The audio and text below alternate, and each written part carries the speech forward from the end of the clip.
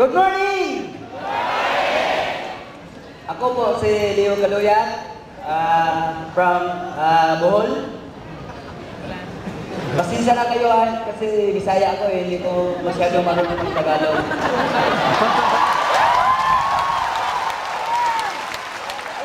Alam niyo sa totoo lang, hindi pa po nakasali sa global, hindi ako marunong mag-Tagalog.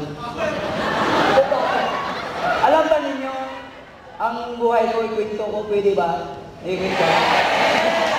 Alam mo dati doon sa Bohol, gusto ako mag-aral, pero paano hindi ako nakapag-aral na nakatapos ng elementary? Kasi marami kaming kapatid. O nabuhay pa lahat, 17 kami nga kapatid.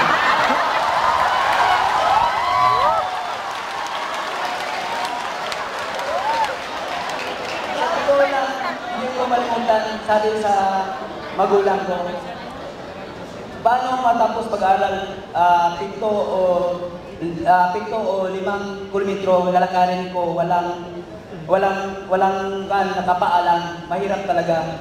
Hindi ko rin malimutan yung mga magulang ko, sabi sa magulang ko, Leo, umakyat ka ng suha, tapos dadalhin mo sa paralan, palitan mo ng papel at saka lapis. Mahirap lang kami, ma'am. Grabe. Parang, sa totoo lang, parang panaginip lang. Dito ako nakaharap sa inyo.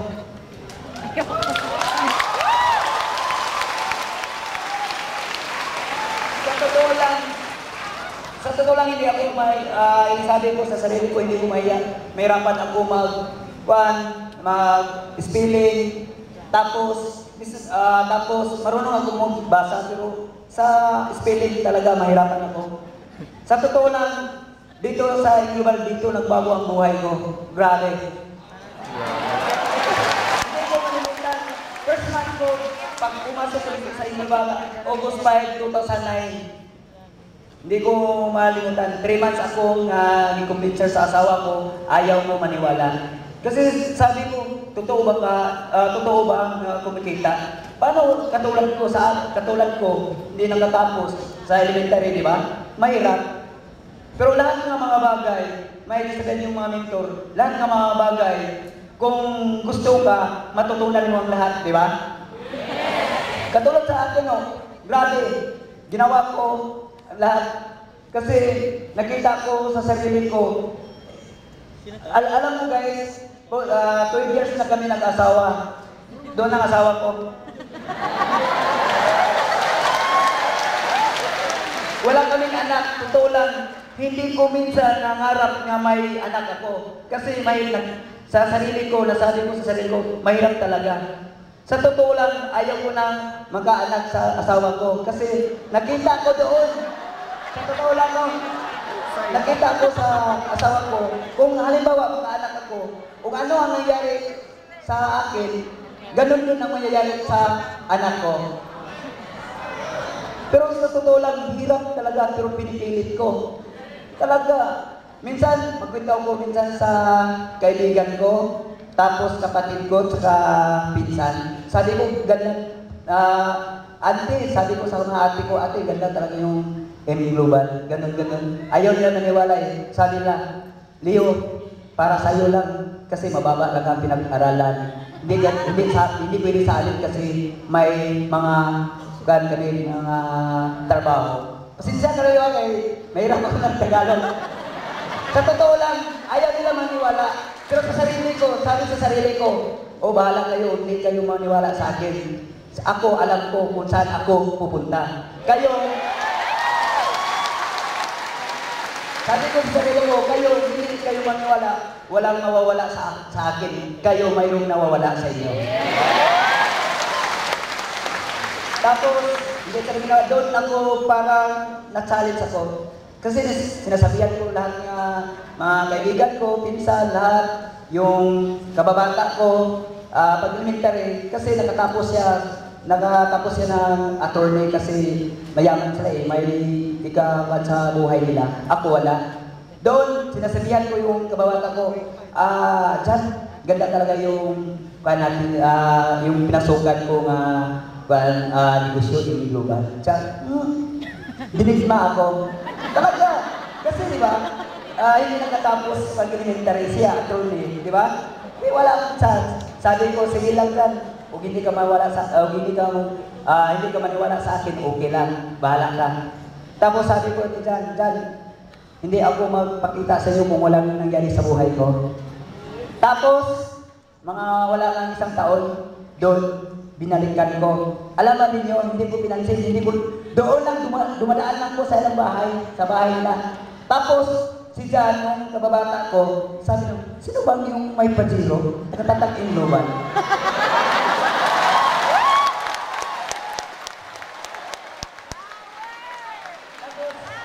Tapos, sabi yung mga kapitbahay, hindi mo alam dyan, si Leo yun, doon siya nagtakat, utang talaga si Leo, kapatid mo.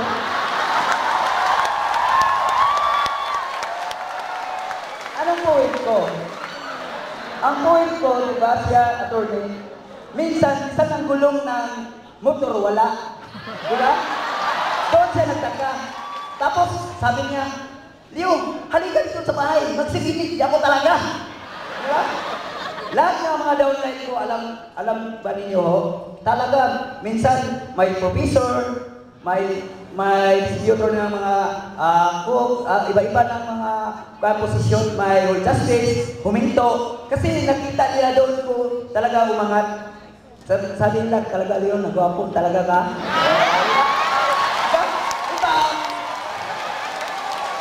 Iba ang may tira, di ba? Sa totoo lang, iba ang may tira. Di ba? Hindi ko malimutan sa totoo lang. August 5, 2009, pagpasok sa, sumali ako sa Global, hindi ko malimutan pupunta doon si Luke A. Alam niyo, nako, grabe, one month lang nga, wala lang, umabot isang buwan. August 5, baka August 28, alam ba ninyo pilang kinita ko? 68,000. First month ko. Tapos, binili ko ng Pure. Alam ba yung Pure motor? Yes, doon ko ginagamit talaga. Doon sa nanasya, sabi na, puta talaga si Leo, nakabili na Pure.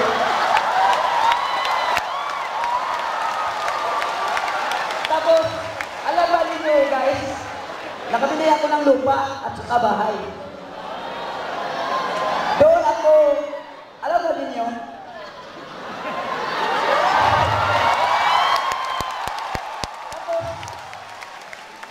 guys, parang sinasabi niya sa kanya, talaga si Leo, nakabili, hindi nakatapos sa elementary, nakabili ng ibang-ibang mga nabili niya marami, nakabili ng lupa sa bahay, saka Pajero, gano'n, di ba? Para silang hindi maniwala sa akin. Pero sabi ko, maniwala na kayo kay mayroon ang narating ko. Alam mo ba guys, ginawa ko talaga, yung hindi naniwala sa akin, negative, doon, dinaalan ko, dinaalan ko, Tapos, sinirbantuan ko, tapos, inopen ko yung salamin.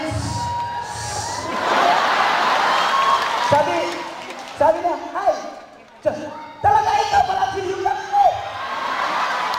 Sabi ko, o sige, sakay tayo, halika. Tapos, pinalakasan ko yung orikon. Tapos, dinaan ko sa mga iba, yung daanan, yung mga, lubak-lubak. Iba ang Pajero, di ba? Ganda. Ganun-ganun lang. Talaga, Leo, ganda pa talaga yung Pajero, parang aeroplano. Di ba? Iba eh. Di ba? Sarap yung, grabe.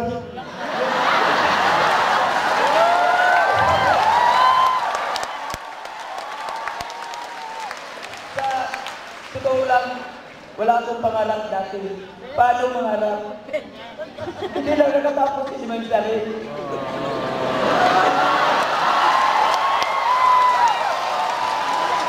Pero ngayon, dahil sa Global, nakaroon ako ng mga pangarap. Doc Ed, maraming salamat Doc Ed, Doktora, tapos John Aspirin, Francis Gil, maraming salamat ho, sir. Dahil sa inyo, nagbago ang buhay ko. Sinasali ko kayo. Nagawa